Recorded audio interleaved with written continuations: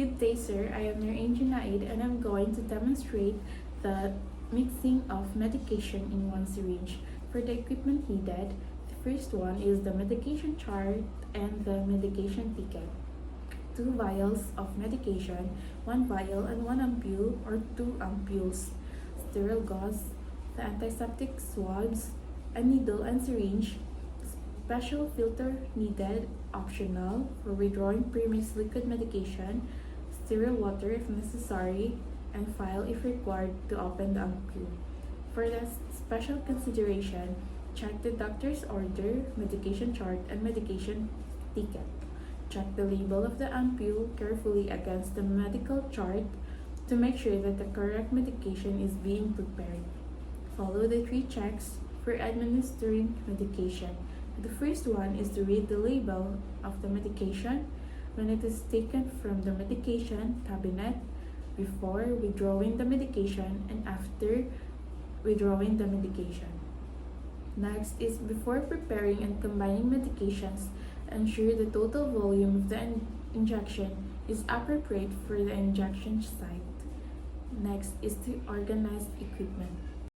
In mixing medications from 2 vials, we have to ensure that we already done washing our hands and observing other appropriate infection control procedures. Why? Because this prevents the spread of microorganisms. Proceed to inspecting the appearance of the medications for clarity, and some medications may be cloudy. This ensures patient safety in medication administration. Next, if you're using insulin, thoroughly mix the solution in each vial prior to administration. Rotate the vials between the palms of the hands and invert the vials. It is essential that the suspension be mixed well to avoid administering an inconsistent dose. Next is to clean the tops of the vials with disinfectant swabs, as this removes surface contamination. So inject a volume of air equal to the volume of the medication to be withdrawn into vial A or into the vial of longer-acting insulin. So withdraw the needle from vial A and inject the prescribed amount of air into vial B or into the vial of short-acting insulin.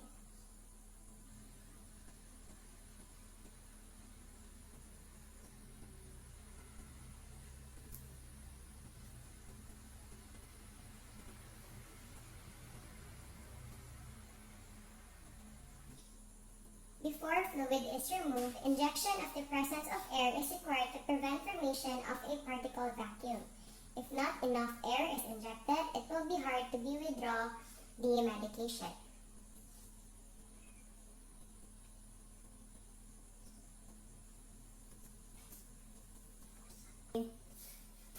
Withdraw the required amount of medications from vial B, as careful measurement ensures that the dose is withdrawn. So using a newly attached sterile needle,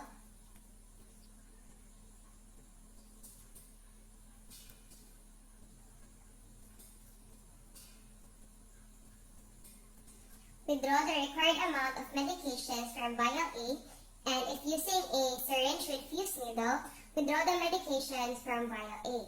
The syringe now contains a mixture of medications from vials A and B. So next is to check the amount of medication in the syringe with the medication dose, as this ensures that the correct dose is withdrawn and allows for accurate withdrawal. Next is to recheck the vial label with the medication chart ticket. This ensures the accuracy and prevents error. Next is to mark the vials with the date and time, open and store the vials containing the remaining medication according to the hospital policy. Because the vial is sealed, the medication inside is considered sterile, so labeling limits its use after a specific time period. Then, we may now proceed with the giving of the medication based on the prescribed route. Administering based on the prescribed route ensures the safety of the patient.